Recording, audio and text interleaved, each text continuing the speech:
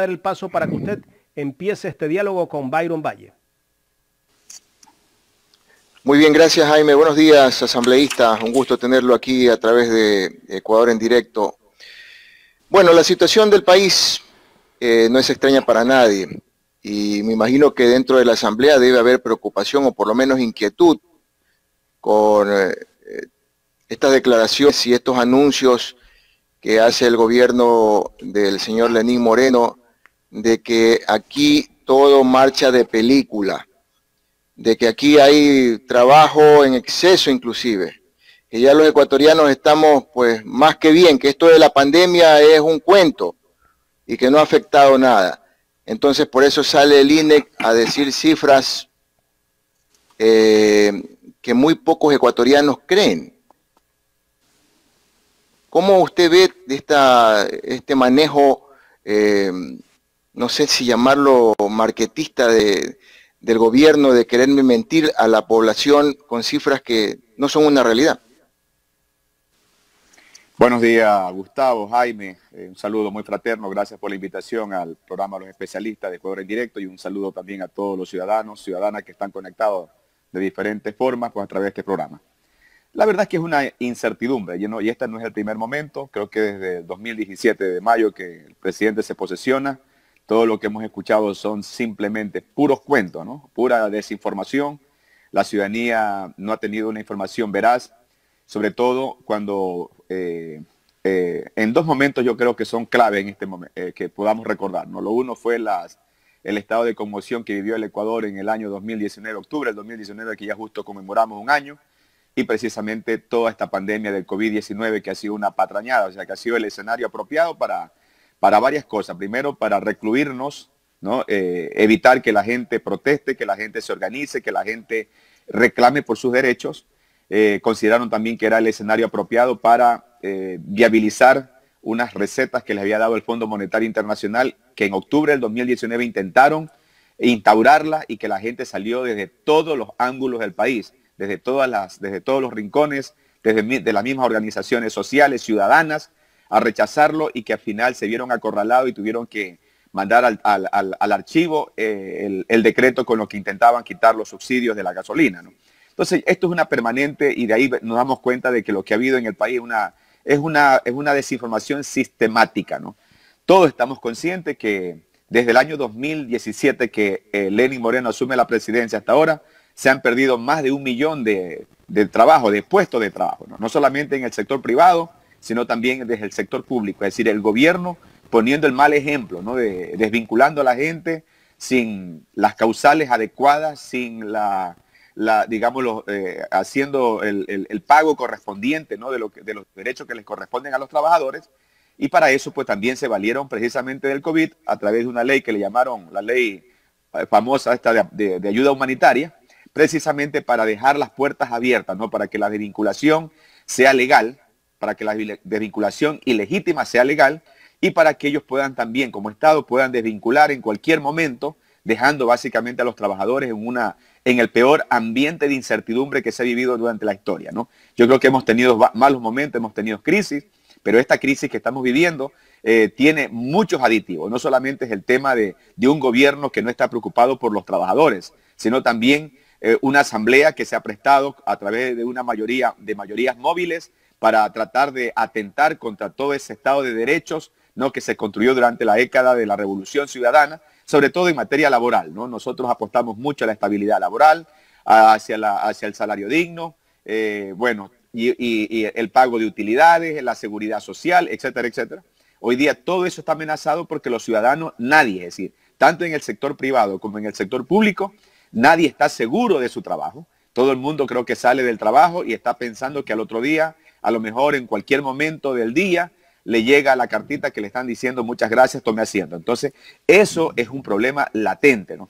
Muy preocupado también, Gustavo, porque hemos estado revisando la última encuesta en EMDU del INEC y realmente pues estos resultados no corresponden a la realidad, ¿no?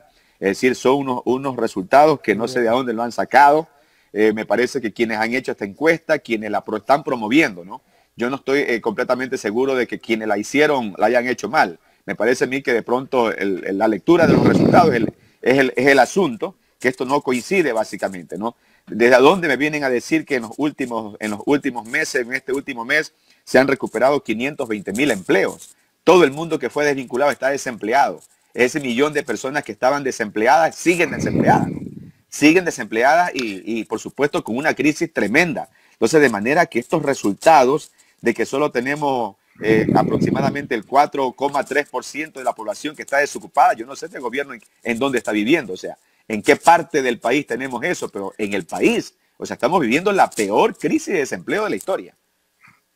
Byron, hay un referente que el Ecuador ha vivido en situaciones de crisis económica. Y yo me acuerdo que en el 2009, en el gobierno de Rafael Correa, se vivió una crisis importante, producto pues de la caída del petróleo y otros factores más que a nivel del mundo afectó básicamente a los países industrializados, a los países europeos, que lógicamente pues ese viento vino hacia acá y golpeó. Y me acuerdo que los índices de pérdida laboral fueron importantes. Estábamos entre el 9, 8 y 9% en esa época, cuando había una bonanza importante y que afectó.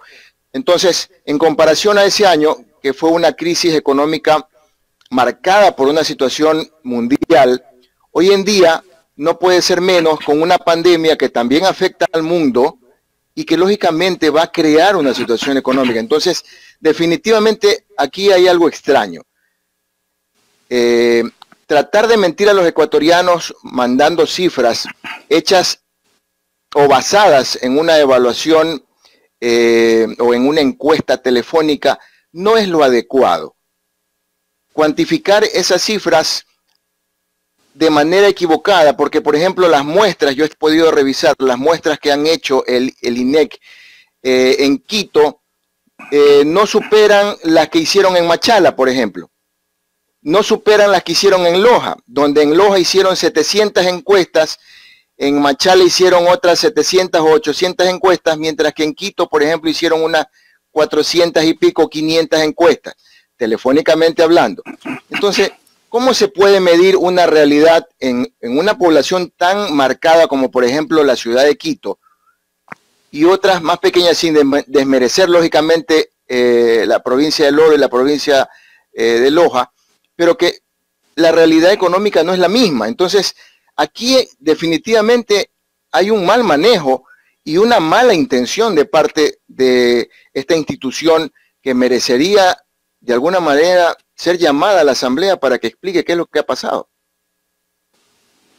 Gustavo, verá, aquí hay dos situaciones, ¿no? En primer lugar, de acuerdo con usted cuando se habla de las muestras, ¿no?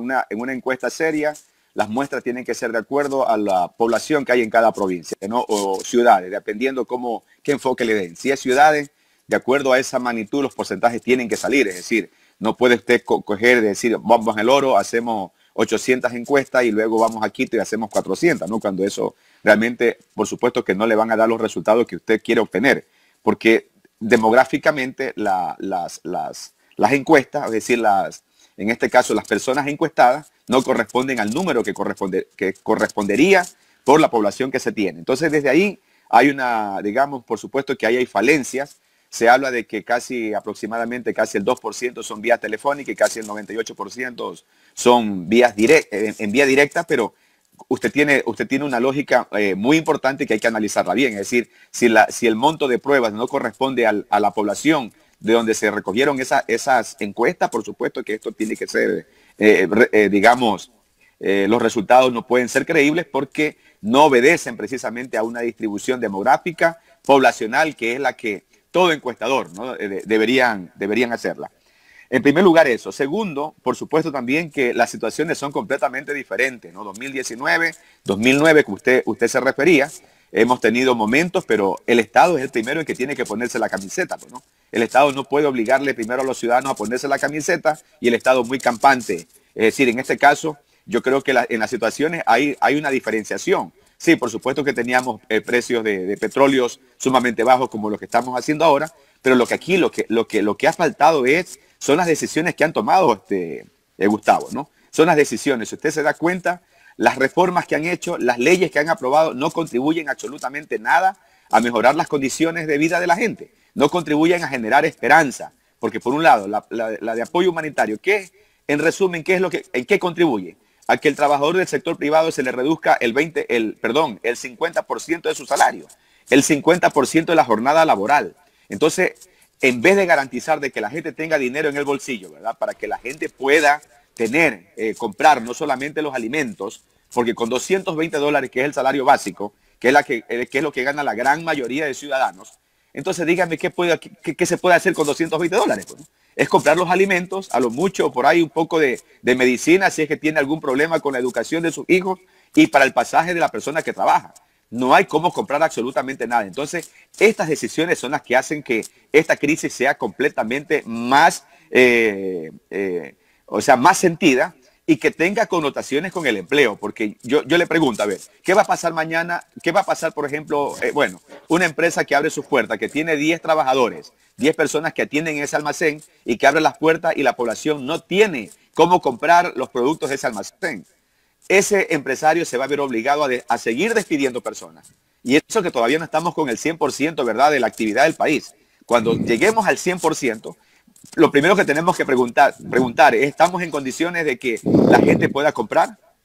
Entonces, al no haber compras, eso tiene varias connotaciones. Primero, que no hay la contribución del % al IVA. El Estado pierde eso porque la gente no va a comprar un par de zapatos.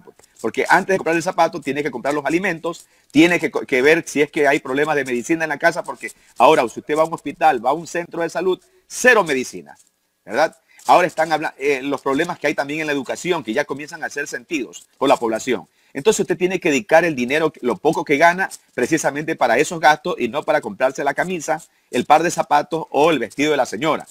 Al no comprar esto, ¿verdad? Se va a crear una crisis tremenda porque, insisto, es decir, no solamente es que el dueño del almacén no va a poder pagar los salarios de esos 10 trabajadores, sino que el Estado deja de percibir el IVA porque no hay compras. Y a fin de año, en marzo, que tengan que hacer la declaración de impuestos, el de impuesto a la renta, ¿qué impuesto a la renta se va a declarar? ¿Verdad? ¿Qué utilidades van a recibir los trabajadores? Es decir, que lo peor está por venir. Lo peor está por venir porque las medidas que se han tomado son completamente contrarias, ¿verdad?, a lo que un Estado responsable, un gobierno responsable, le tocó enfrentar. Porque en este momento le tocaba al Estado ponerse la camiseta. Los ciudadanos se la ponen siempre. Los ciudadanos se ponen siempre la camiseta. Porque un momento de crisis, la peor crisis de la historia, con una pandemia, con una crisis, digamos, que se venía ya gestando paulatinamente, que era por el tema de las malas medidas, digamos, económicas, y sobre todo por el precio también del petróleo que se agudizó en febrero, marzo. Entonces eso obligaba a que el Estado tenía que haberse puesto la camiseta, haber hecho un esfuerzo, ¿verdad?, para que la población no deje de recibir su salario y sobre todo garantizar que la empresa privada, motivarla para que la empresa privada no despidiera a centenares de miles de personas. Entonces eso es lo que agrava más. Insisto, es decir, todavía no tenemos el tamaño, la dimensión completa de la situación que vamos a vivir. Esto todavía es una parte. Lo que se viene es lo peor porque, insisto, en el momento que ya toda la actividad comience, todo el aparato productivo, estemos trabajando al 100% y la población no tenga que consumir, los almacenes no tengan que vender porque no hay plata en los bolsillos de la gente, entonces ahí es que vamos a ver realmente los resultados reales. Ahora, con relación a lo que usted decía, sí, nosotros tenemos un sistema de comparecencia del ministro de Trabajo permanentemente, dice, no es que lo hacemos todas las semanas, lo estamos haciendo cada 3 meses, hace 2 meses compareció, ya llegará el momento en el que tendrá que comparecer con estos datos que ha arrojado o que ha publicado el INEC, por supuesto, que son otros insumos, para que nos explique dónde, pues por dónde aparecieron los 520,000 empleos que no se ha visto por ningún lado. Mis vecinos, sus vecinos, sus amigos, sus amigas que se quedaron sin trabajo, siguen desesperados sin trabajo. Entonces, ¿dónde está esa ola de empleo? Por supuesto que el ministro tendrá que responder. Como insisto, nosotros tenemos un sistema de seguimiento a todo el tema de algunas leyes y sobre todo a algunas políticas que se han tomado con relación a la pandemia, y hay, digamos, un sistema de seguimiento, y que estos pues serán los temas con los que trataremos con el ministro en los próximos días. Antes de darle paso a Jaime de la Cruz, solamente aportar un detalle más ante esta explicación que usted daba, asambleísta. La situación que hoy vivimos los trabajadores no es un tema solo de la pandemia. Desde hace 3 años este gobierno no ha sabido implementar proyectos que incentiven mejorar la situación laboral de la población ecuatoriana. Yo me acuerdo que las cifras que se manejaban internamente estaban entre el 8 y el 9%, y hoy en día dicen que estamos en lo mismo. Entonces, no es tan cierto que de alguna manera mejoramos en alguna ocasión y que hemos más bien bajado. Hemos estado estancados. Esa es la realidad que periodísticamente quienes hacemos comunicación nos hemos dado cuenta. Jaime de la Cruz, continúa usted de estudio. Gracias, Gustavo.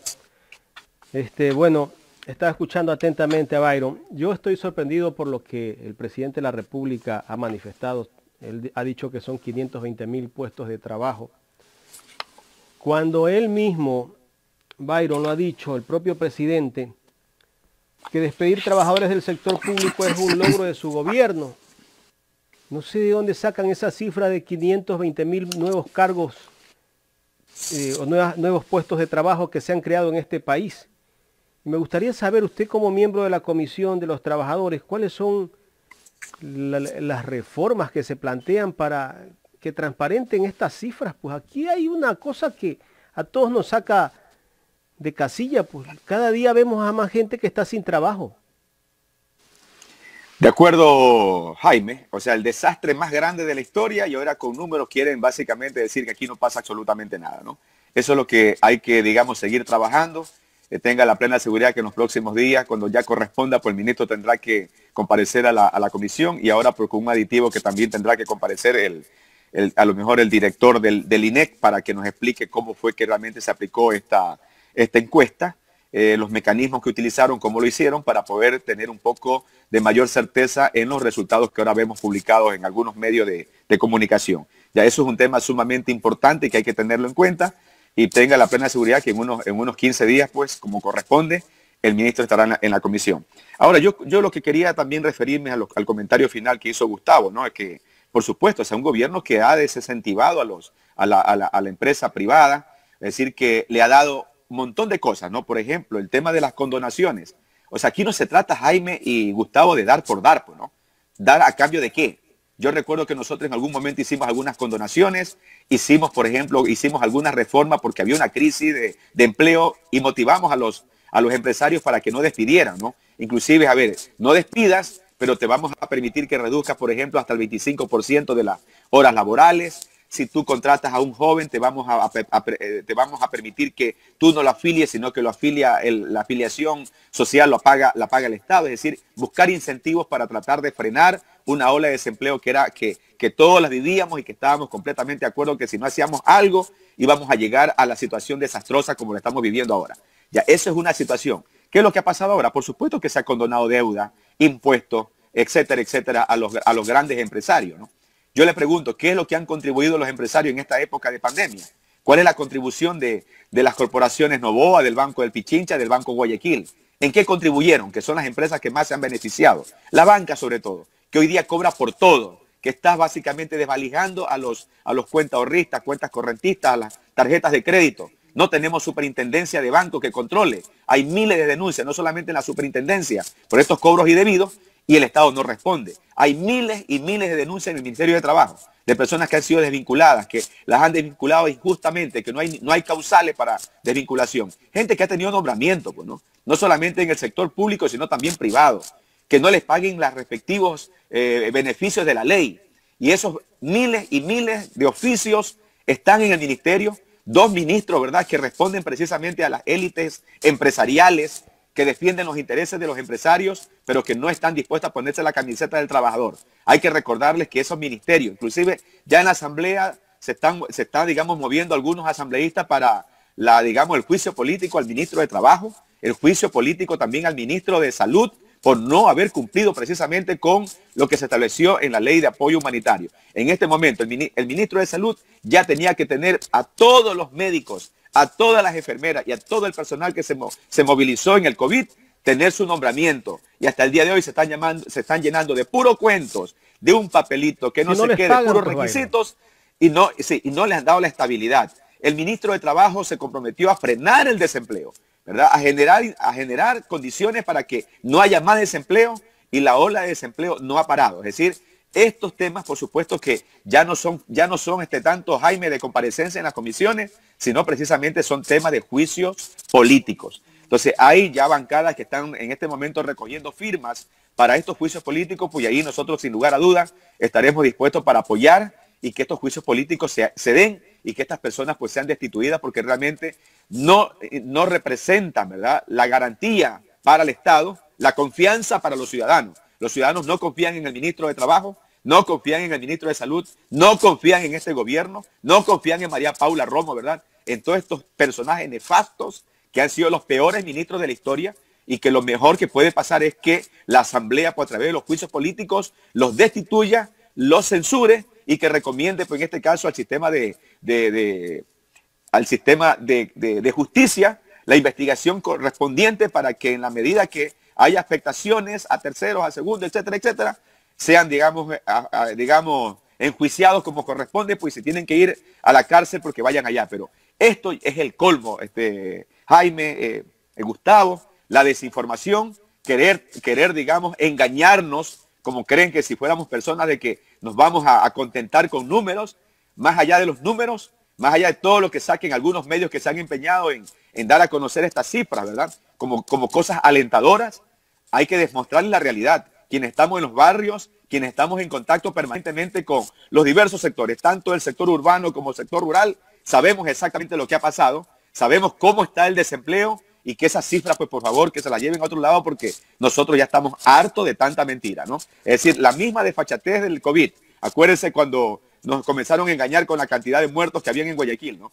Parece un gobierno que ni siquiera tuvo la capacidad para contar muertos, porque nos dieron siempre cifras equivocadas, cifras que no correspondían a la realidad, y es exactamente lo que está pasando en este momento. Por eso insisto, estos no son casos aislados, son accionares permanentes, ¿verdad?, constantes de este gobierno que tanto daño le ha hecho a los ecuatorianos y ecuatorianas.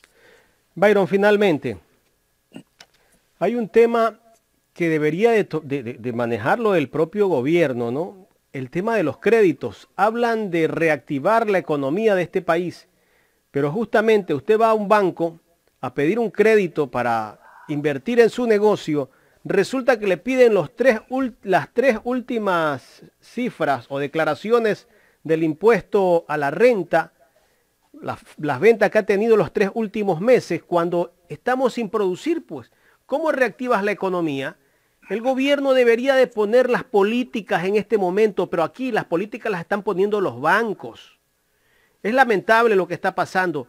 El superintendente de bancos, no sé cómo se llame, ni siquiera hace algo por llegar a acuerdos con el sector de la banca. Ellos están poniendo las reglas y están cobrándole a los ecuatorianos. Si te atrasas, te suben los intereses sobre los intereses. Es lamentable. Aquí un asambleísta que hoy día justamente lo vamos a entrevistar nuevamente, a Roberto Gómez, lo calificó hace poco como al presidente de la República. Es como tener a un florero en una mesa, decía. Es verdad, porque él deja hacer a todo el mundo lo que le dé la gana. De acuerdo, Jaime.